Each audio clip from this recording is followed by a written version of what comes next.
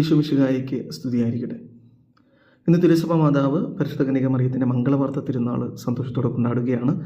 നമ്മൾ ധ്യാനിക്കുന്നത് ലൂക്കായുടെ വിശുദ്ധ സുവിശേഷം 1-ാം അധ്യായം 26 മുതൽ 38 വരെയുള്ള വാക്യങ്ങളാണ്. ഇന്ന് സുവിശേഷത്തിൽ നമ്മൾ കാണുന്നത് മംഗളവാർത്തയാണ്. ഗബ്രിയേൽ മാലാഖ മറിയത്തോട് പ്രത്യക്ഷപ്പെട്ട് അവൾ ഈശോയെ പ്രസവിക്കുമെന്ന വാർത്ത അറിയിക്കുമ്പോൾ മറിയം അതേ നിൻ്റെ വാക്ക് എന്നിൽ നിറവേറട്ടെ എന്ന് പ്രത്യുദ്ധരിക്കുകയാണ്. അപ്പം നമ്മളിന്ന് ധ്യാനിക്കുന്നതും ഈ വചനങ്ങളാണ്. ഇതാ കർത്താവിൻ്റെ ദാസി നിൻ്റെ വാക്ക് എന്നിൽ നിറവേറട്ടെ. ഈ ഇതാ അത് മറ്റൊരു വാക്കത്തിൽ പറഞ്ഞു കഴിഞ്ഞാൽ അത് ആമേൻ, അതുപോലെ ഭവിക്കട്ടെ, യെസ് എന്നൊക്കെയാണ്. അപ്പം ഈ ഒരു വചനം നമ്മൾ ധ്യാനിക്കുമ്പോൾ ആ ഒരു ഉത്തരത്തിൽ നിന്നാണ് ലോകരക്ഷ സാധ്യമായത്. ദൈവം മനുഷ്യരാശിയെ രക്ഷിക്കുവാൻ വേണ്ടി തയ്യാറെടുക്കുമ്പോൾ അവന് ഒരു എസ്സിൻ്റെ ആവശ്യമുണ്ട്. അതായത് തൻ്റെ ഹിതം നിറവേറ്റാൻ തയ്യാറായ ഒരു സ്ത്രീയെ അവൻ ആവശ്യമുണ്ടായിരുന്നു.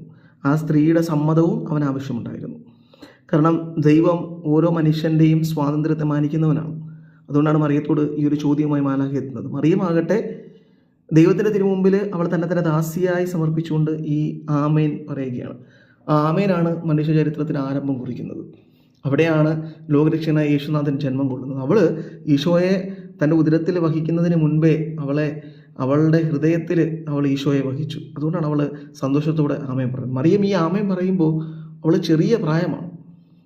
സഭയുടെ പാരമ്പര്യ വിശ്വാസം അനുസരിച്ച് 13 വയസ്സുള്ള ഒരു പെൺകുട്ടിയാണ് എന്നൊക്കെ ചരിത്രകാരന്മാർ പറയുന്നുണ്ട്.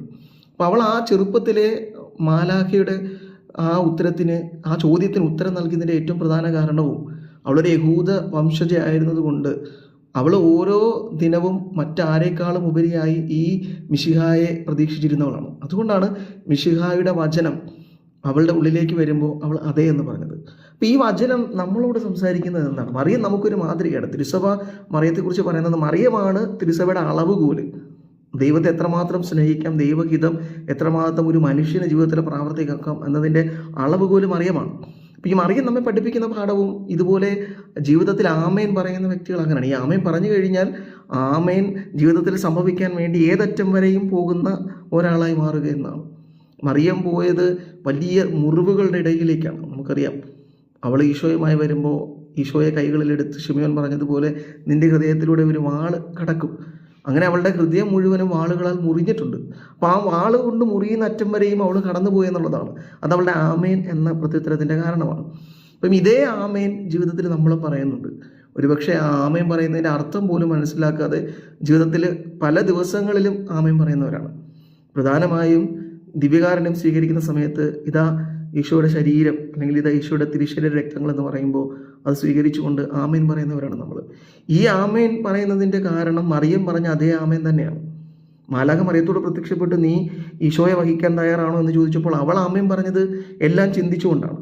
പക്ഷേ നമ്മുടെ മുമ്പിലേക്ക് ഈശോയെ കാണിച്ചുകൊണ്ട് പുരോഹിതൻ ഇതാ ഈശോയുടെ തിരുശരീരം, ക്രിസ്തുവിൻ്റെ തിരുശരീരം എന്ന് പറയുമ്പോൾ നമ്മൾ ആമേൻ പറയുന്നത് ഏത് ചിന്ത കൊണ്ടാണെന്നാണ് ഇന്നത്തെ മംഗളവാർത്തയിൽ നമ്മൾ ധ്യാനിക്കേണ്ടത്. കാരണം നമുക്കുള്ള മംഗളവാർത്തയാണ് ഒരു പുരോഹിതൻ ദിവ്യകാരുണ്യമായി നമ്മുടെ മുമ്പിലേക്ക് നിൽക്കുന്നത്. ഈശോയെ വഹിക്കാൻ നീ തയ്യാറാണ്. കാരണം ഈശോയെ ഭക്ഷിച്ച് ഈശോയായി മാറേണ്ടവരാണ്. ആ ഈശോയെ മാറുന്നതിന് വേണ്ടിയാണ് ഞാൻ ആമേൻ പറയുന്നത്. പക്ഷേ ഈ ആമേൻ ബോധപൂർവമാണോ ഞാൻ പറയുന്നത് എന്നാണ് ഞാൻ ചിന്തിക്കേണ്ടത്. എൻ്റെ ജീവിതത്തിലെ മംഗളവാർത്തയാണ് ഓരോ ദിവ്യകാരുണ്യ സ്വീകരണവും. അപ്പം ഞാൻ പറയുന്ന ഈ ആമേൻ എൻ്റെ ജീവിതത്തിൽ പ്രാവർത്തികമാക്കാൻ എന്നെ പഠിപ്പിക്കുന്ന പാഠശാല കൂടെയാണ് മറിയം. കാരണം നമ്മൾ മറിയത്തെ കാണുന്നുണ്ട്. ഈശോയുടെ വലിയ ആ ഉത്തരവാദിത്വത്തിന് അതേ പറയാൻ ഈ അപ്പോസ്തലന്മാരെ ഒരുക്കിയത് മറിയമാണ്. കാരണം ചിതറി ഓടിയ അപ്പോസ്തലന്മാരെ ഒരുമിച്ച് കൂട്ടി പരിശുദ്ധാത്മാവിനാൽ സ്വീകരിച്ച്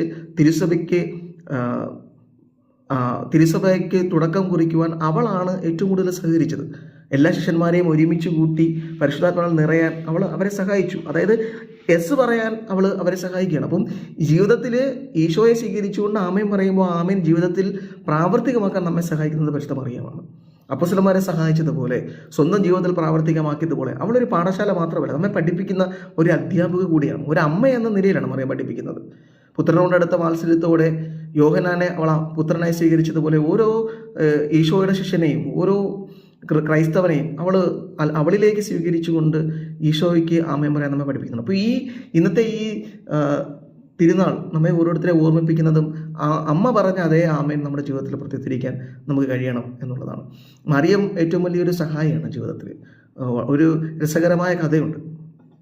യേശുനാഥൻ സ്വർഗത്തിൻ്റെ താക്കോല് പത്രോസിനെ ഏൽപ്പിച്ചിട്ട് പോകുന്നുണ്ട്. നല്ലവരായ മനുഷ്യരെ സ്വർഗത്തിലേക്ക് കടത്തിവിടണമെന്ന് പറഞ്ഞിട്ട്. അങ്ങനെ പത്രോസിനെ ഏൽപ്പിച്ചിട്ട് തിരിച്ചു പോകുമ്പോൾ കുറച്ച് നാളുകൾക്ക് ശേഷം ഈശോ നോക്കുമ്പോൾ സ്വർഗ്ഗത്തിൽ അങ്ങിങ്ങായി വേറെ പല മനുഷ്യരും നടക്കുന്നുണ്ട്. അപ്പോൾ പത്രോസിനോട് ഈശോ പറയുന്നുണ്ട്, നീ ഈ ആൾക്കാരെ നോക്കി തന്നെയാണോ കേട്ടുന്നത്? അപ്പോൾ പത്രോസ് ഒന്നും മിണ്ടുന്നില്ല.